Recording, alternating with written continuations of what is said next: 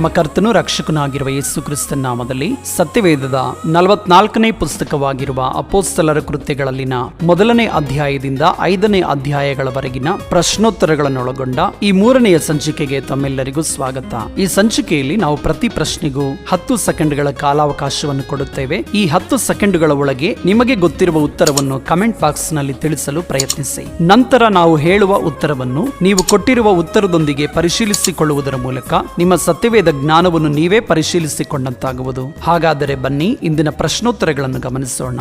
ಮೊದಲನೆಯ ಪ್ರಶ್ನೆ, ಯೇಸು ಜೀವಿತನಾಗಿ ಎದ್ದ ಮೇಲೆ ಈ ಭೂಮಿಯ ಮೇಲೆ ಎಷ್ಟು ದಿನಗಳ ಕಾಲ ಇದ್ದರು?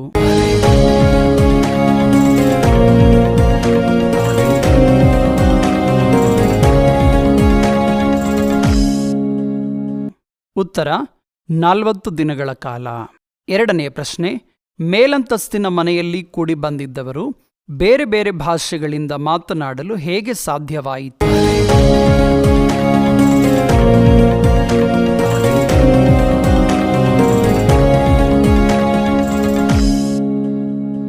ಉತ್ತರ, ಪವಿತ್ರಾತ್ಮನ ಶಕ್ತಿಯಿಂದ. ಮೂರನೆಯ ಪ್ರಶ್ನೆ, ಹುಟ್ಟುಕುಂಟನನ್ನು ಪೇತ್ರ ಯೋಹಾನರು ಹೇಗೆ ನೋಡಿದರು?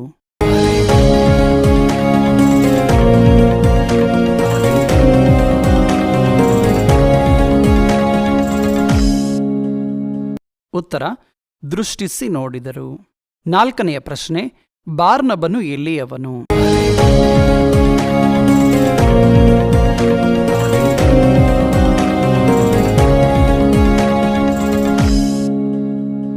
ಉತ್ತರ, ಕುಪ್ರ ದ್ವೀಪದವನು. ಐದನೆಯ ಪ್ರಶ್ನೆ, ಸಫೈರಳ ಗಂಡನ ಹೆಸರೇನು?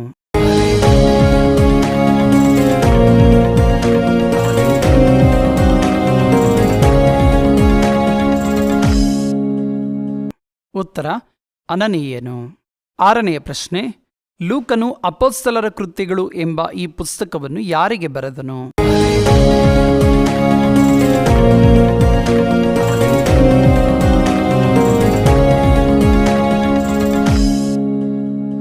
ಉತ್ತರ, ಥೆಯೋಫಿಲನಿಗೆ.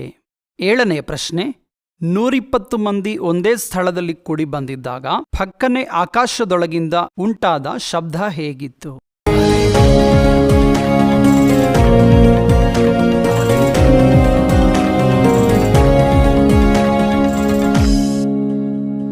ಉತ್ತರ, ಬಿರುಗಾಳಿ ಬೀಸುತ್ತದೆಯೋ ಎಂಬಂತಿತ್ತು. ಎಂಟನೆಯ ಪ್ರಶ್ನೆ, ಪೇತ್ರನು ಮಧ್ಯಾಹ್ನ 3 ಗಂಟೆಗೆ ನಡೆಯತಕ್ಕ ಪ್ರಾರ್ಥನೆಗಾಗಿ ದೇವಾಲಯಕ್ಕೆ ಹೋಗುತ್ತಿದ್ದಾಗ ಆತನೊಟ್ಟಿಗೆ ಹೋಗುತ್ತಿದ್ದವನು ಯಾರು?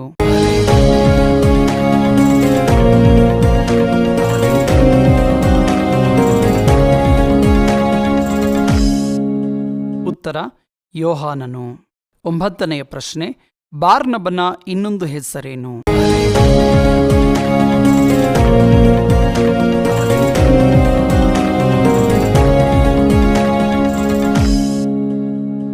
ಉತ್ತರ, ಯೋಸೇಫನು. 10ನೆಯ ಪ್ರಶ್ನೆ, ಅನನೀಯ ಸಫರಿಯಳು ಯಾರನ್ನು ವಂಚಿಸಿದರು?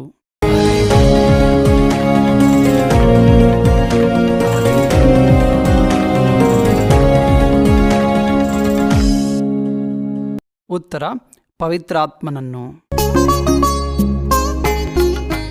ಸತ್ಯವೇದದ ಪ್ರಶ್ನೋತ್ತರಗಳನ್ನೊಳಗೊಂಡ ಈ ರೀತಿಯ ಸಂಚಿಕೆಗಳು ಪ್ರತಿ ಬುಧವಾರ ಸಂಜೆ 6 ಗಂಟೆಗೆ ಕೃಪಾ ಸಮೃದ್ಧಿ ವಿಜಯಪಾಲ್ ಎಂಬ ಯೂಟ್ಯೂಬ್ ಚಾನೆಲ್ನಲ್ಲಿ ಪ್ರಸಾರ ಮಾಡಲಾಗುವುದು. ಈ ಸಂಚಿಕೆ ನಿಮಗೆ ಇಷ್ಟವಾದಲ್ಲಿ ಲೈಕ್ ಹಾಗೂ ಈ ಚಾನೆಲ್ಗೆ ಸಬ್ಸ್ಕ್ರೈಬ್ ಮಾಡಿಕೊಳ್ಳುವುದರ ಮೂಲಕ ನಮ್ಮನ್ನು ಪ್ರೋತ್ಸಾಹಿಸಿ.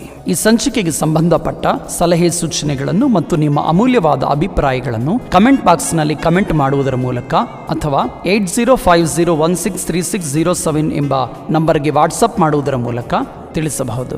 ಈ ಸಂಚಿಕೆ ಮೂಲಕ ನೀವು ಪ್ರಯೋಜನ ಹೊಂದಿದ ಹಾಗೆ ಮತ್ತೊಬ್ಬರು ಪ್ರಯೋಜನ ಹೊಂದುವಂತೆ ದಯಮಾಡಿ ಈ ಸಂಚಿಕೆಯನ್ನು ಇತರರೊಟ್ಟಿಗೆ ಶೇರ್ ಮಾಡಿ. ನಮ್ಮ ಕರ್ತನಾದ ಯೇಸು ಕ್ರಿಸ್ತನು ನಮ್ಮ ಹೃದಯಗಳಲ್ಲಿ ತನ್ನ ವಾಕ್ಯವನ್ನು ಸಮೃದ್ಧಿಯಾಗಿ ತುಂಬಿಟ್ಟುಕೊಳ್ಳುವ ಕೃಪೆಯನ್ನು ನಮ್ಮೆಲ್ಲರಿಗೂ ದೇವರು ದಯಪಾಲಿಸಿ ನಮ್ಮೆಲ್ಲರನ್ನು ಆಶೀರ್ವದಿಸಲಿ.